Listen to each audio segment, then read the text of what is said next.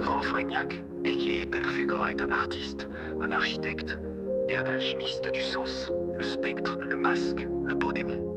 Celui qui recycle les ruines du monde dans l'image en sueur, qui fait parler les corps effacés, et qui traque la beauté jusque dans les failles du chaos.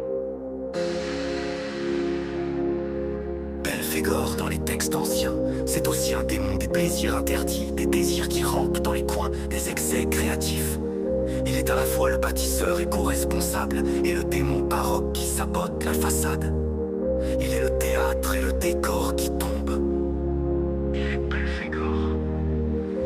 Une créature mythogénique, psychogéographique, méta-expressionniste et fièrement possédée par son art. Pourquoi Belphégor?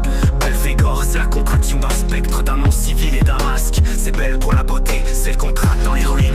Élève pour Laurent Frignac, l'architecte devenu imageur. Et Fégor pour Belphégor, le démon, le fantôme, la présence qui traverse les murs et les écrans. Belphégor, c'est un alias à mi-chemin entre le sublime et le chaos, le théâtre et le déchet, le pixel et la poussière. C'est une œuvre en soi, un cri signé.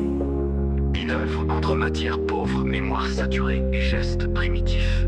Un témoignage contemporain d'un comportement primitif. Et vice versa. Chez Belphégor. Chez Belphégor, il n'y a pas d'image sans mémoire, ni d'objet sans histoire. Il y travaille comme on collecte, comme on se souvient. Architecte éco-responsable, il est aussi peintre, sculpteur, mixeur et assembleur. Il déchire, recycle, remonte, non pour reconstituer, mais pour révéler le tremblement des formes. Il s'inscrit dans la filiation des artistes de l'art de Povera, privilégiant la matière brute, l'objet trouvé, le fragment blessé, pour en extraire une poésie du rebut, une éthique du geste juste. Chez lui le déchet devient signal, le volume devient souvenir, l'image devient outil. Ces photomontages recyclés, souvent à partir de photos glanées sur internet ou générées par IA, sont des architectures d'images, des scènes figées, d'un théâtre urbain disloqué. Ces sculptures faites d'objets récupérés sont des mythes silencieux, souvent bancales, toujours habités. Et sa peinture, souvent à l'aérographe, au doigt ou au spray, est méta-expressionniste. Un langage pictural qui connaît ses racines expressives, mais qui choisit de les détourner, de les amplifier ou de les saboter. Il ne peint pas un cri, il peint la mémoire du cri.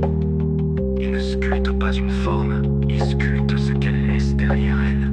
Il ne compose pas une scène, il enregistre un effondrement.